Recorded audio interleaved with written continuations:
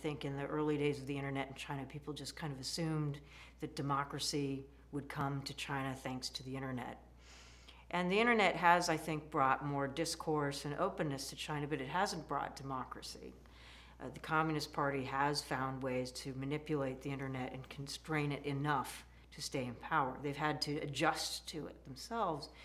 But, you know, I think there's oftentimes an assumption here in the West, and particularly in the United States, that you have democratic countries over here, you have authoritarian countries over here, and thanks to technological progress, these guys are just going to inevitably and inexorably end up over here.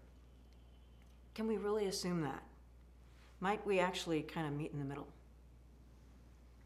And that's my biggest concern. That the Chinas may get a bit better thanks to the internet and connected technologies, but whether or not we're going to get any more democratic, frankly, is an open question. I'm not sure. It's not clear at all whether governance in the United States has gotten more accountable in the internet age, whether we are a more democratic society today than we were 10 years ago. Again, it depends on how things play out.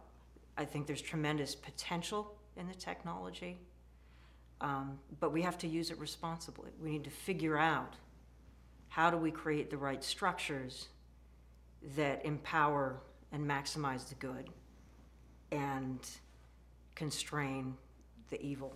And I think, just to add to that too, in the early days of the internet, there was this assumption that the internet would just bring cultures together, would foster greater geopolitical understanding, that Americans would understand the Middle East much better because they could talk to Arabs directly on the internet and vice versa.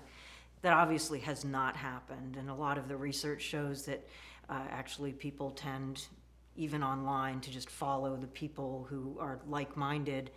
And it takes real efforts to break out of that. And so it's not enough just to have the internet. You need to think about how do you build kind of social structures, not only in the physical world, but in the digital world. How do you build new kind of media structures, platforms for conversation that actually enhance and encourage more connectedness between people who are different from one another, that actually make it easier for people to encounter new information or new perspectives, rather than just making it easier for you to kind of stay in your little silo. So it depends on how things are designed.